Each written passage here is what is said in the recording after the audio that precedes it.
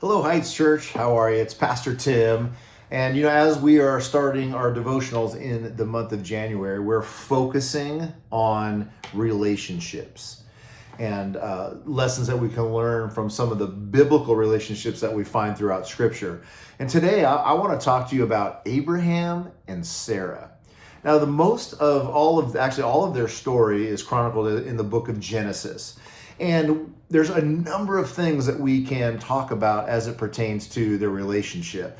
One, they were husband and wife, and they did incredible things throughout their lives. But like most people, though we know their whole life and the significance of the seed of Abraham and how that lines up with the line all the way to Jesus and those promises and all of those things. But when we take a step back and we look at the total picture of their relationship, their marriage, there were some great ups and there were some pretty significant downs. So, so I'm not saying as I walk you through this through my Devo, I'm in no way saying that they were perfect. We know that they made big mistakes, but there were some really big things relationally that I think we can take a look at and learn from and maybe even implement into our own lives. First, they were husband and wife, and God had put a really unique call on their life. Now, remember when they were in their hometown, it was a very paganistic society, and God called Abraham and Sarah out of all of that, and so they trusted God, and they trusted God together for this new thing that God was going to do.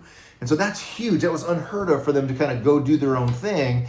But yet together they stuck out in their relationship that they were going to commit to God's plan together. And as life kind of went on and God had made a promise to Abraham and Sarah that she would bear a son and it would be a blessing and the star of the nations and all those things, they got impatient. And they started to kind of want to help God's calling on their life. They wanted to help it come to fruition. Instead of God's timing, they wanted their timing. And in that, if you know the story, Sarah was much older in life, 65 years old, when she received that call that God would bring her a child. Now, see, she wasn't able to have children, and so they probably were a little doubtful. But as time went on, remember, this was going to be God's timing, not their timing. They got impatient and hey, let's help God out.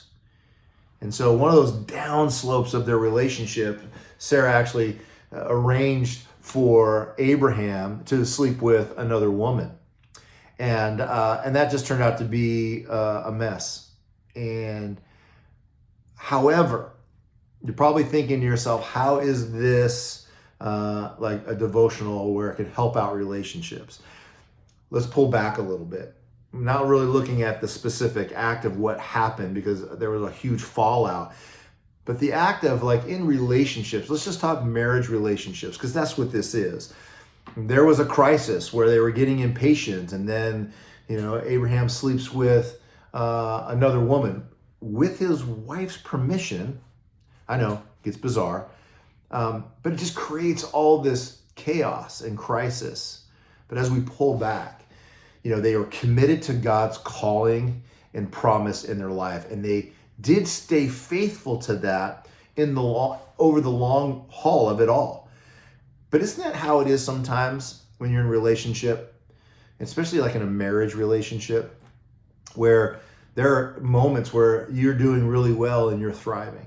And there are moments when things just take a dip and you're not doing so well. Here's what I want us to take from that. Though that was a valley, so to speak, for them, right? A real deep valley for them that wasn't prosperous and really didn't help out.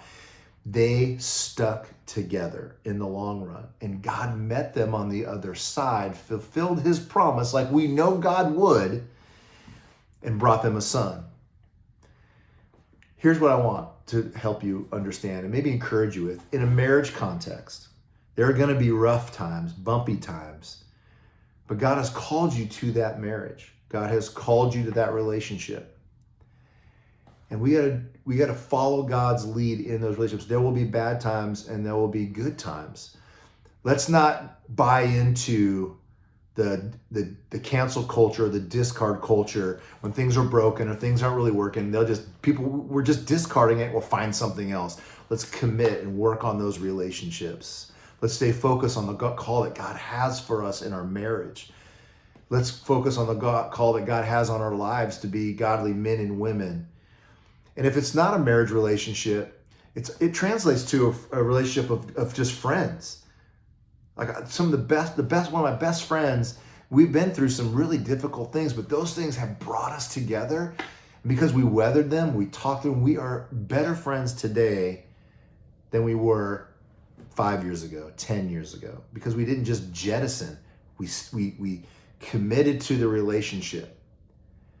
And so that's my encouragement. That's what we can get from Abraham and Sarah. There are a million lessons on marriage, a million lessons on faithfulness. There are a ton looking at it, but on this kind of big vision, 30,000 foot view, maybe an encouragement. There will be hard times, but be committed to one another, because God will meet you as you center your hearts on honoring Him.